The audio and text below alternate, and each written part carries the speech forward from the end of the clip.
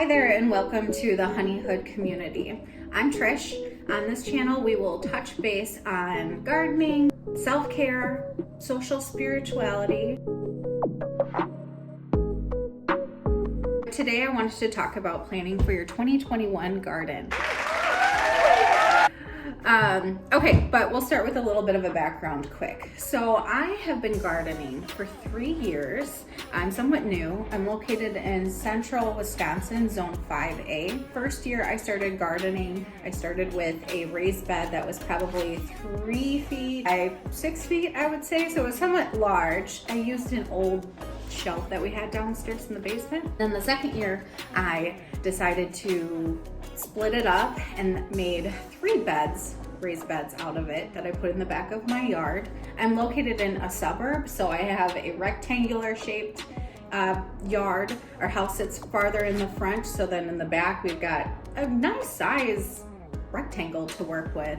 So I put all of the beds to the back because we are backed up against a highway, and I thought it would look aesthetically pleasing to have more greenery kind of blocking the sound and the traffic. This year would have been my 3rd year, and we decided to build a greenhouse, my husband and I, during the first part of the 2020 quarantine. So I was able to have a greenhouse. I had seeds started in the milk jugs, but then I continued to add more in the greenhouse that were able to grow fairly well. This year I'm going to be adding a 4th bed.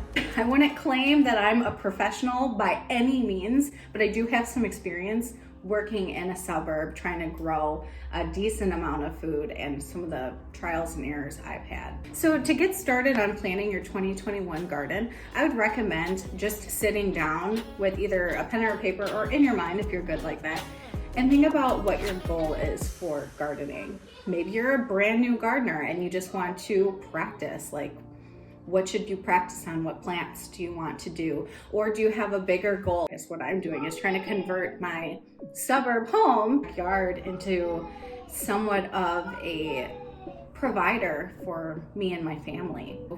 Feed us and we can rely on. Or maybe you want to have flowers. You want to provide a garden for the pollinators and be somewhere where you can go and relax and be more of like a therapeutic thing. Maybe you want to start canning. You want to learn how to make salsa, jam, soups, all of that good stuff. Whatever your goal is, kind of think about that. Even just growing to start learning on how to garden, to fair game to put as your goal. Like, I just want to learn how to grow a plant outside and have it live and survive.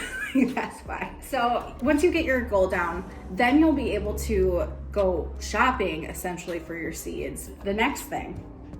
So what I like to do is figure out the space I have to grow in. Some people are in apartments, and that is totally fine. If you have a balcony or a window, you can start gardening. Don't, and you have like maybe the funds to buy grow lights. There are these cute little clip ones. You could probably just have a shelf that has a little grow light and just start there with herbs or something. But what I like to do is think about my space that I'm going to be gardening in. So I have 3 beds currently. I'm adding a 4th, and then alongside my house, I have pots. Literally, I could not spit that out. But I have about 6 of those that I like to put on the front of our decorative rock. So I plan for that too. My flowers and my pots are part of my gardening process because I don't like to go out and buy the flowers if I can just grow a pretty arrangement in my pot. These are so much less expensive in the long run. Okay. So I think about the space I have. So now I've got my pots in my head. I've got a couple of areas alongside my house I could plant in. And then of course the garden beds and possibly the greenhouse, so I can do my work in there. I can start seeds and I can store my tools. This year I might actually try and continue to grow plants in there. I'm thinking about all the things that I want to plant and where I'm gonna plant them. So I literally just got like a lined paper and started writing them out. Where they would go and what I wanted to grow, the spacing that they probably need, the pots that I have. Thinking about compatibility, I would say last year I stumbled upon companion plantings. Not a rule, but it's a helpful tip, because then too, if you want to I just want to grow tomatoes. And if you look up tomato companion planting, it might actually give you some more ideas of other plants you can grow in that same spot with your tomatoes.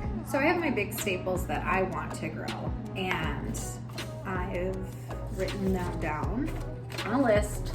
It's not in alphabetical order or anything by like produce, like fruits and vegetables, things that I'm gonna actually consume. Flowers, and I do have herbs in here because I got my list of all the things that I want to grow, the produce, flowers, herbs. It's the fun part, you get to go shopping. Right now, because of what's happened this past year, there are just a ton of these compact survival seeds buy at like a really good price. So they're anywhere between $15 and like $100. I kind of went somewhere in the middle, lower middle part. I think I ended up spending about $40 on my survival kit, or a package that had all of, if not all of these, or a majority of these produce that I wanted to grow.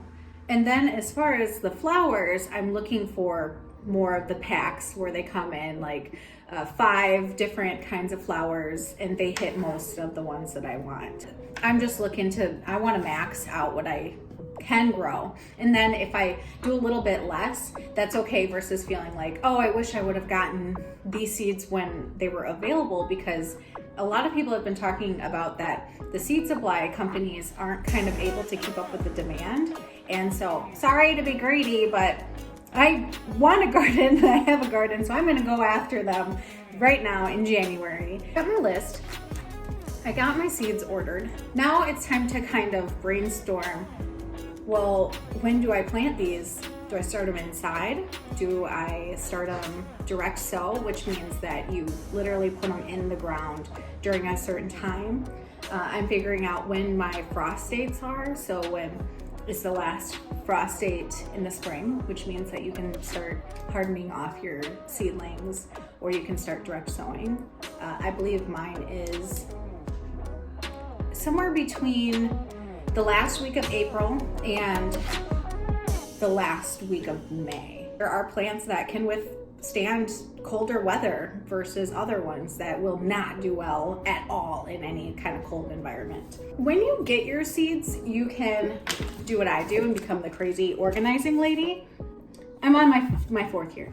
I did not do this the first year. Direct sowed everything the first year and hoped for the best, and threw my packets away, all that bad stuff. I don't recommend doing that. I recommend getting your packet, actually reading it, and then figuring out when to plant it, how far to harvest, and keeping the packet, because it has a lot of valuable information on it, and I wish I would have kept more of mine. Because you learn that you're like, oh, I planted tomatoes, and then you learn that there's 700 varieties of tomatoes that act differently and do different things and harvest at different times, and then you're like, oh shoot, what did I even grow? You got your seeds ordered, figure out the timing, when to start it indoors or start it outdoors.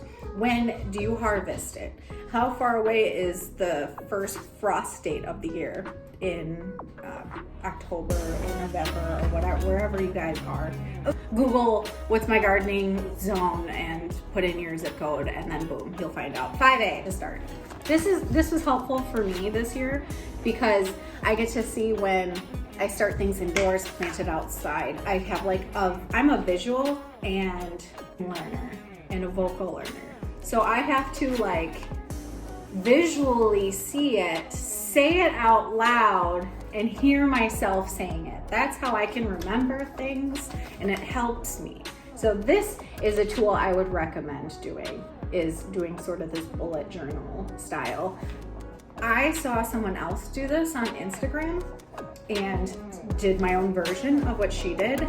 So go to my Instagram, go to Honeyhood on Instagram, And I have a picture of this, and you'll be able to see kind of what I did and make your own version if you want to. I want to grow a bunch of food. I want to can it. I want to be eating fresh food during the summer, and I want to have the experience of growing. Those are my 4 goals this year.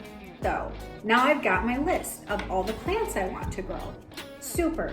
I've got my seeds ordered. They're on their way. Perfect. I'm figuring out when I need to start my seeds, what seeds are going outside, and then when are they being harvested. I know my frost dates. I know my zone. Cool. I know where they're going. In my yard, I have that already planned out. I have thought about the companion planting. Perfect. Done. The last thing before you are actually going to start getting your hands dirty is to make sure you have your supplies.